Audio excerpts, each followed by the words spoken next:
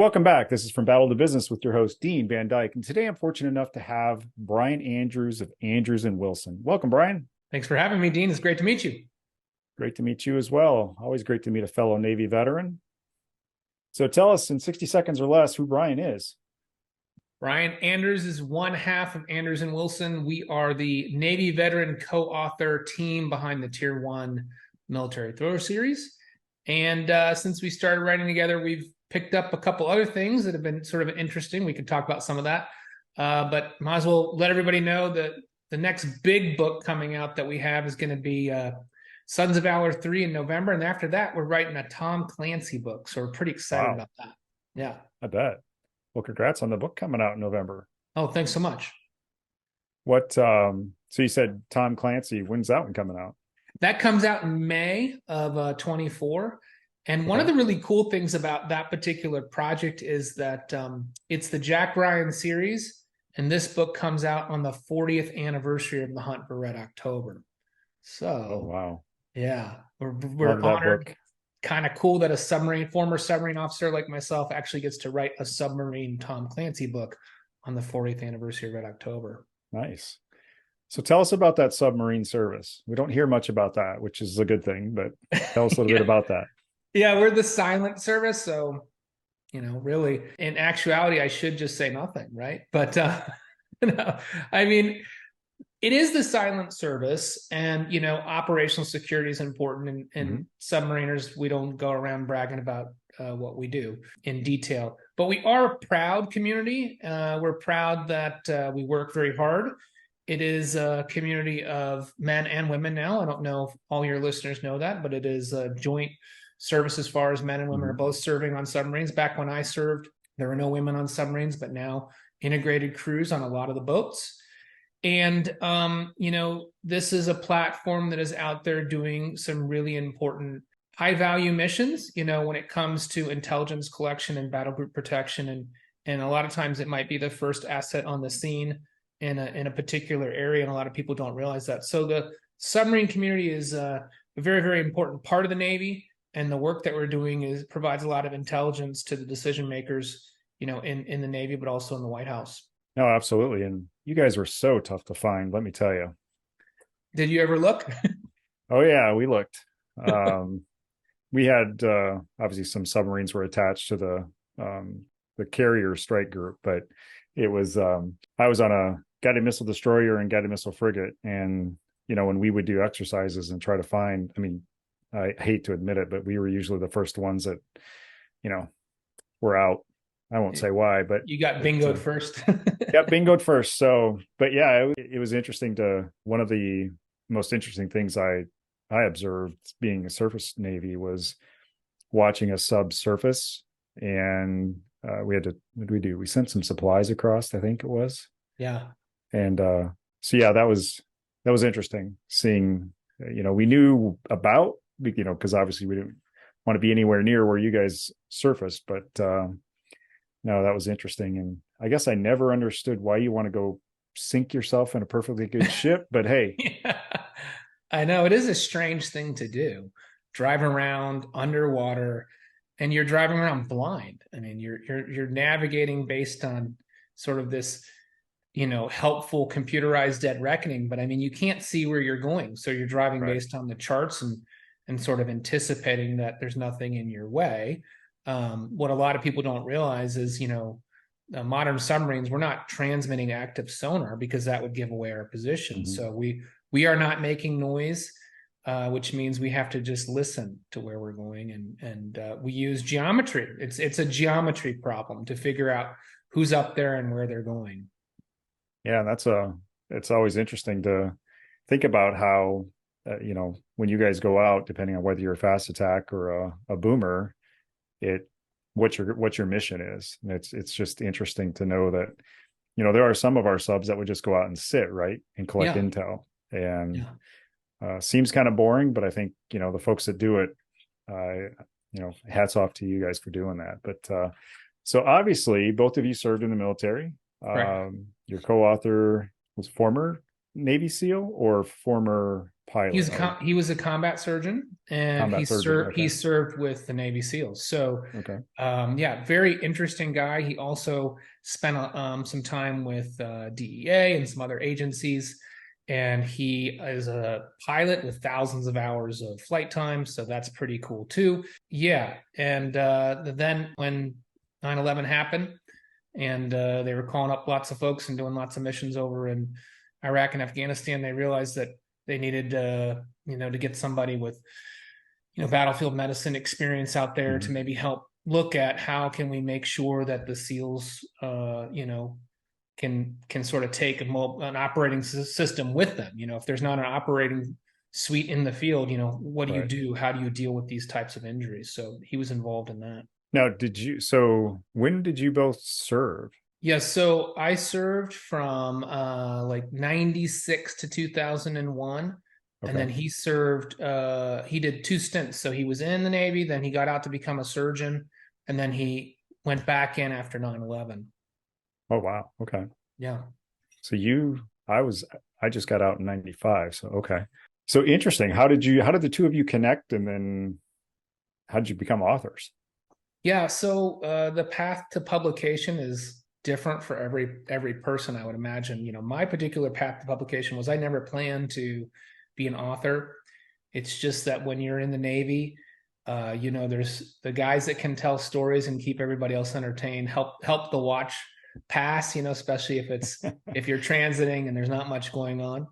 So I used to sort of feel like one of my jobs as a watchstander was to collect stories and then regurgitate those stories at a later date. So when I'd go into port somewhere, I'd get everybody's stories, all the funny ones, and then I'd sort of dole them out over time. And I'd collect stories from guys on different boats, different communities, anything that was sort of Wow. funny and entertaining. And then when I was leaving the boat, I remember one of the guys came up to me. He's like, "Hey, you're a pretty good storyteller. Did you ever think about writing a book?" And I said, "No, I never thought about it." But he put that little bug in my ear, and after that, I never forgot that comment. And I started, as I would read things in the news or the paper, I would always say, "Well, I wonder what would happen if such and such happened. What if Hmm. this?" Right. And every good story, at least thriller novels, are sort of born of that what if question. And so my first what if question was I saw something about the Human Genome Project. It was an announcement that they were getting very close. They'd sequenced 95% of the human genome, and they anticipated being complete within the next 6 months. And I remember thinking, what if they got your DNA and they realized you had some mutation that made Mm. it so that you never got sick. You had this really good immune system. What would that be worth to a pharmaceutical company? Maybe billions, trillions potentially if they could cure all disease. And then what lengths would they go to maybe steal somebody's genome from them? So that was the what if question that drove me to write my first book, which I wrote by myself. Mhm. And after writing that book, I quickly realized that I had no idea how to get it published or what my next steps could be. So I tried to get an agent and it wasn't working. And I tried to get it published and it wasn't working. I realized I need to go get trained up by the people who know what they're doing. I need to get other authors, just like in the Navy, we get qualified. I need to get qualified. So I found this group called the International Thriller Writers, and it's a collection of authors who write thrillers, some of them published, some of them unpublished. But the senior authors, the ones who'd been published and know the ropes and had publishing deals, came together to start this community with purely the intent of trying to provide, a resource, being themselves, to aspiring authors who wanted to be published. And they have a conference every year in New York City. It's usually in May, sometimes in June. But if you are an aspiring author listening to this podcast and you want to maybe figure out a way to get your book published, I would encourage you to go to a writers conference like the Thriller Writers Conference, or there's different ones for different genres. There's a science fiction genre, there's romance genres, and the like. And what you'll find is other people just like you who are at similar stage on their journey, and then a lot of people who are just willing to reach out their hand and sort of help you out with paying it forward because they were helped when they were trying to become published.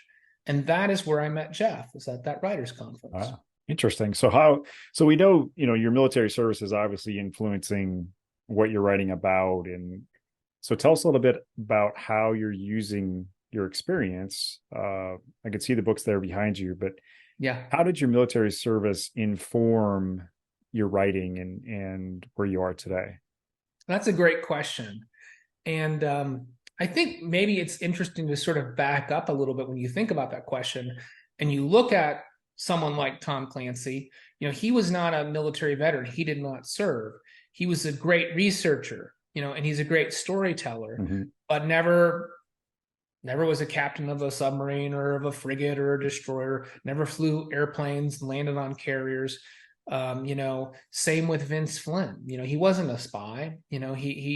He had his own small business, and he sold books out of his car, back of his car in Minnesota. I think that was the story. That's how he got himself started.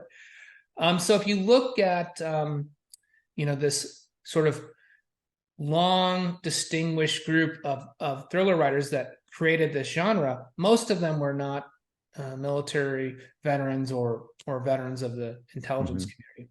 And after the Iraq and Afghanistan conflicts, what you had is a whole new generation of veterans who came home with lots of stories to tell and decided, you know what, I want to tell my story. And maybe I don't want to write a nonfiction book. Maybe it's not going to be a tell-all or it's not a biography, but I think I'm going to inform the world and inform people what type of stressors are military service members Mm-hmm. under when they're in combat. What do they experience? What are their fears? What are their sacrifices? What's the impact on family? And you can do that in a fiction novel, right? You can tell a fun story, but you can still incorporate all these real life authentic elements. And so that's what drives Jeff and myself when we write our military thrillers. And the same, we've had the same conversation with other gentlemen who've entered the industry. So, Don Bentley is a great example. He was an Apache pilot in the Army. Josh Hood is a thriller writer. Jack Carr writes the Terminalist series. You've got Ward Larson, who was a Air Force pilot, flew A-10s. And so you've got Tony Tata, General Tata. He's writing thrillers. So you have a group of us now that sort of said, okay, we're going to write thrillers. And you see Mm-hmm. this changing of the guard from folks who never served and didn't experience to people who have these authentic experiences. And I think what the readers have realized is that, wow, this level of authenticity is really gripping.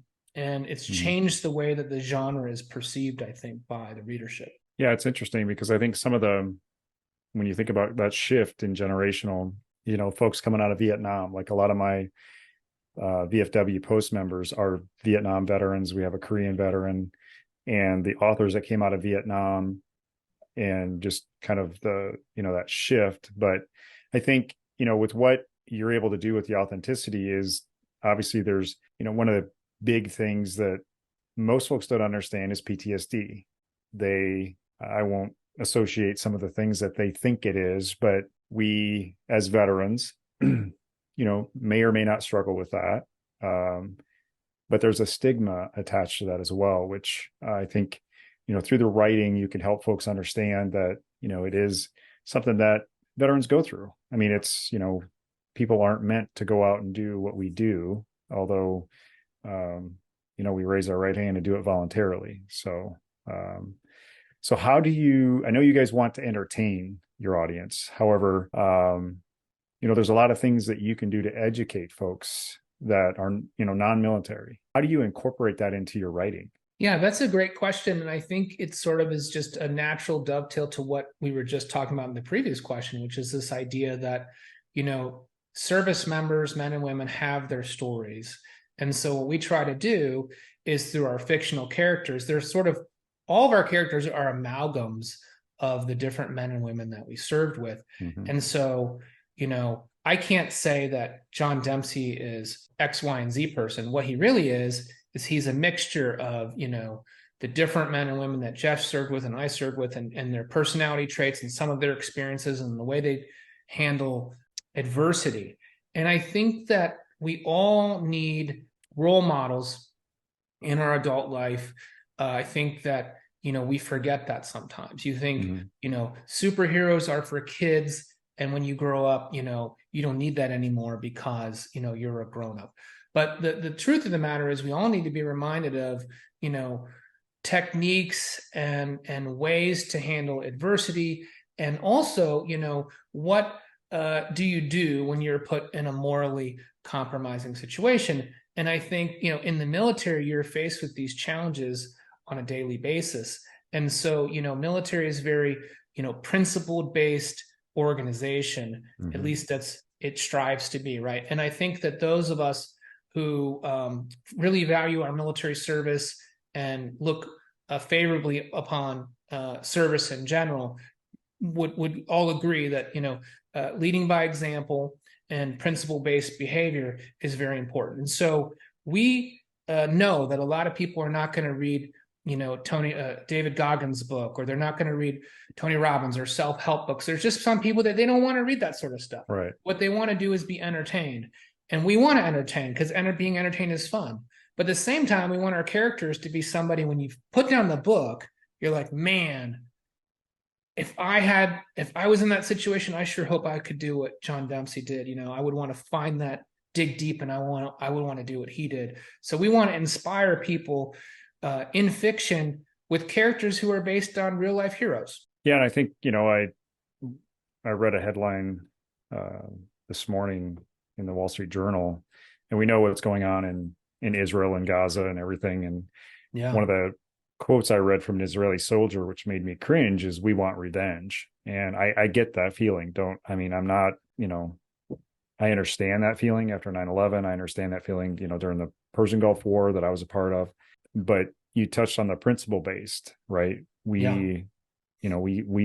We follow the Geneva Convention. We are principle based in our actions. And so reading something like that, it does cause me to pause, Yeah. because we know what has occurred with some of our military members that have made bad decisions. And so Yeah. it's interesting that you bring that principle based up. But you mentioned early on you've got a book coming out in May of 24 with Tom Clancy, Yes. one of my favorite authors. Hunt for Red October was one of my favorite books. But what's that like? I mean, how do you?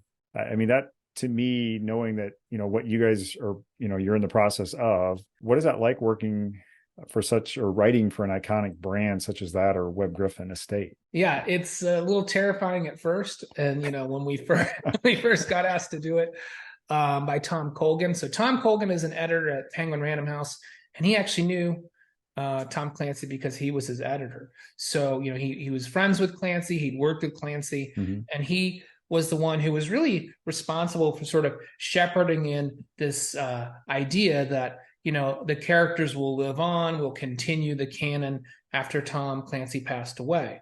And so the first author to take over the Clancy mantle is a guy named Mark Greaney, very talented author. He writes the Gray Man series, and he did a fantastic job. And I don't remember how many books that Mark wrote, but it's probably 6 or 7 or 8. I mean, a fair number of books in the Jack Ryan Sr.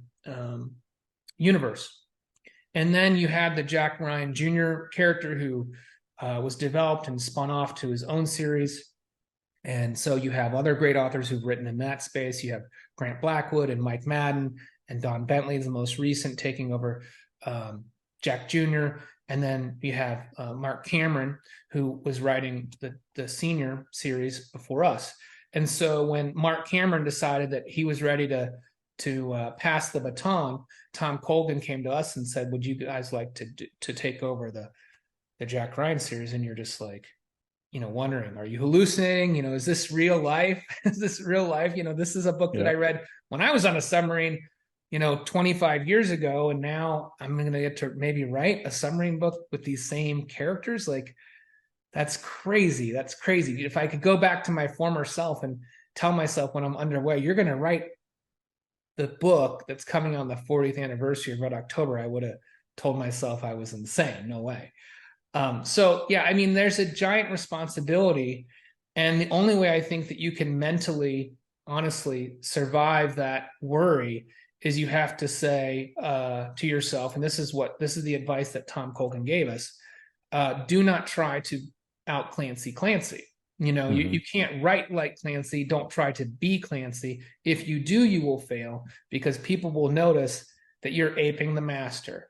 So Yeah. what he said is, I have observed when my other authors try to imitate, it doesn't go well. So what I tell them is, you write the best dang book that you can in your voice and your style, and just pay homage to those characters.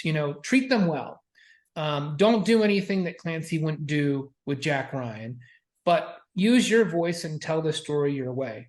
And giving us that permission allowed us to do this book. I mean, I think we would have been paralyzed at the keyboard if he hadn't said that to us. Yeah, that's sounds like some great advice. And I don't know, Jack Ryan did some pretty crazy things in the Hunt for Red October. I mean, I don't know that I'm gonna, hit the release button on that cable and drop Yeah. myself into the North Sea next to a submarine, but I guess, Yeah.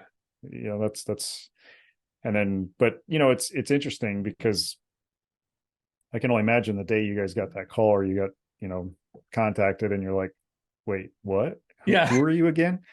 Um, which I mean, congratulations to the two of you. I mean, that is absolutely phenomenal, and I'm going to mark that release date on my calendar, and I will be. I'll pick up a few of your books before then, but I'm looking forward to that next book. In fact, I probably should read Red Hunt for Red October again, but Yeah, maybe reread it before. I mean, I think what's interesting too, as a fan of the series, what I had forgotten because it's been years, is that a lot of my opinion of the movie was also influenced by the opinion of the novel was influenced or sort of convoluted by the movie, because the oh, sure. movie's so iconic too, with such great casting and Sean Connery, of course, and all these scenes.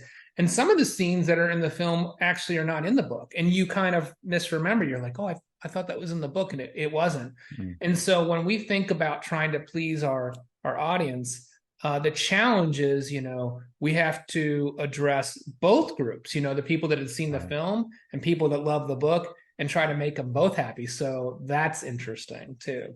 I'm sure. I'm sure. So the so one of the things we always, eventually there comes a day, right, when we decide to leave the military, whether we're retiring or we decide to move on from the military. And one of the things I felt leaving active duty was the loss of a sense of community. Yeah. And so what have throughout your transition and Jeff's transition, what did you guys see, or maybe you still see it today? What are some of the biggest challenges facing our veterans today that are leaving the military? And how are you using your writing and your brand to impact some of those challenges? So, Dean, I really love that question. I'm so glad you asked it because it's something that we think about a lot. And in Mm-hmm. fact, I feel like it is part of our brand because when we started this process, I told you a little bit about the International Thriller Writers Organization and Mm-hmm. how it's very fraternal and helpful. But the other half of that I didn't mention is that, it's a community of veteran writers too who have been very helpful, and also veteran businesses. I mean, one of the things you see behind me right here is a bag of coffee, and that says Sons of Valor on it. And that's the title of one of our books. And that is a gentleman, former Navy SEAL named Tim Cruikshank, who'd be a great guest on your show, by the way, who started a coffee roastery up in Seattle. And we decided, you know what? Why don't we just try to help each other out? Mm-hmm. We can work together. And that's sort of the cool thing about this military ethos is it comes very natural for veterans because we're all familiar with this idea of force multiplier and Mm-hmm. team before self. This is woven into our DNA from service. And so when you get out, sometimes I think into the business world, it can be a shock. It can be a little bit disheartening because you're sort of looking for those same values or that same approach in the civilian world. And it might be a little harder to find sometimes. And so what I would encourage all veterans to do when they get out, because you have lost your team, you've Mm-hmm. lost your purpose. And so now when you're trying to find a new team and new purpose, I would encourage you to reach out to the veteran entrepreneurship community. It is robust. Mm-hmm. It covers lots of different sectors. And what I have found is that veteran entrepreneurs are very, very, very willing to donate their time and their expertise entirely for free to help other veterans, in their entrepreneurial pursuits. And so I have, along with Jeff, I'm not just saying it's not my idea, it's us together. We Sure. have taken the approach of, anybody that reaches out to us who's a veteran that needs help, if they're interested in writing, we can help them with that. But even if they're just saying, what, can you help connect me to other people that it's all that's what's great about the veteran network is, we all know each other. And if I don't know somebody that is exactly the type of person you need, I probably know somebody who knows somebody that can make Right. a connection. Yeah, and I think that that's the interesting thing about just once we leave the military, we still have that sense of community, but it changes, right? It Yeah. like when you were on the sub, your community was depending on the type of sub, the number of crew on the sub, your engineering, uh, shipmates, submates, I guess. But I think the interesting thing though is that there are communities of veterans out there, and it's just you need to seek those out, and you need to leverage them and become a part of it. I mean, I know in this area, it's interesting you mentioned Mr. Crookshank. I did not know he was in Seattle, so we are actually very close. Oh, you Um, are. yeah, I'm 15 minutes outside Seattle, so it's yeah.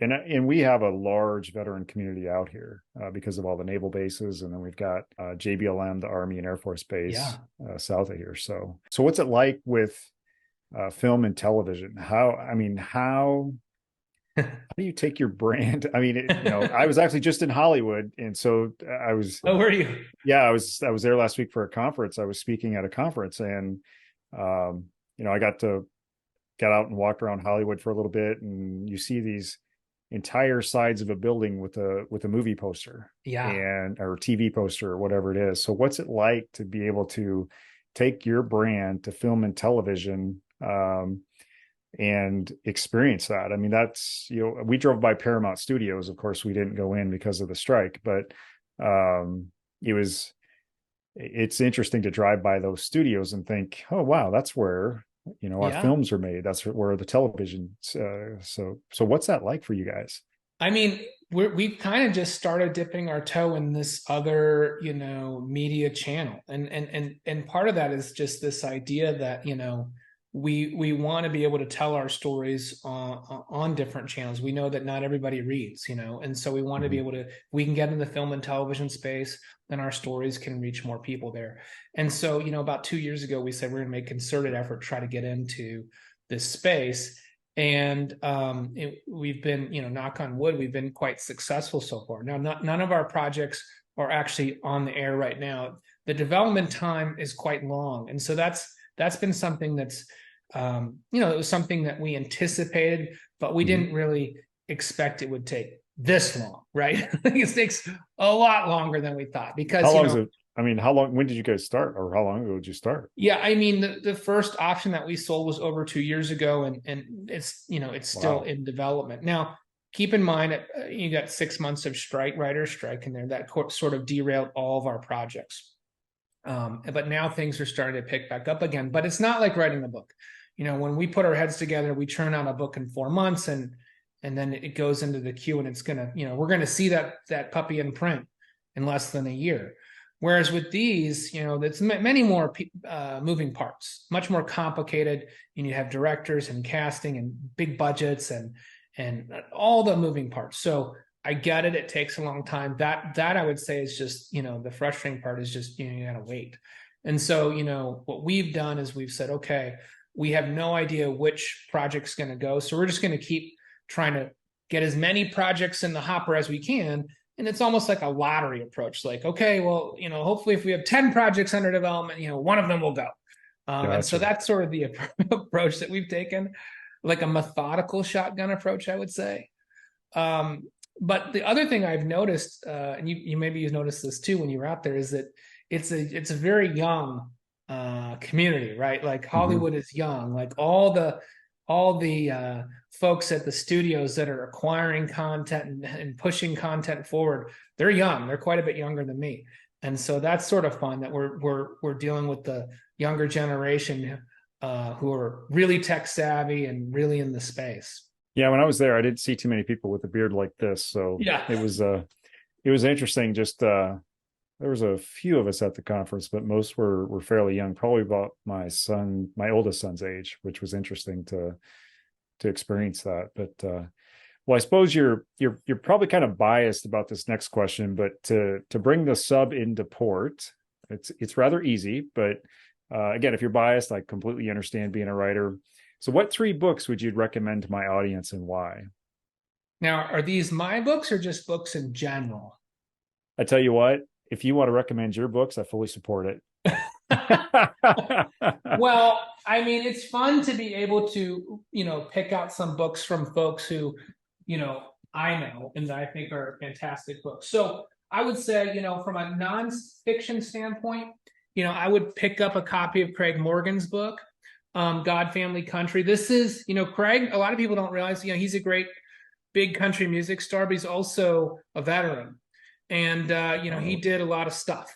And he's a family man. He's got a lot of stories. So I would pick up this book. Okay. As far as in the Clancy universe, I sort of talked about Don Bentley. This is my favorite one of his, Target Acquired and Jack Ryan Jr. series. So I'd pick that up. And then on your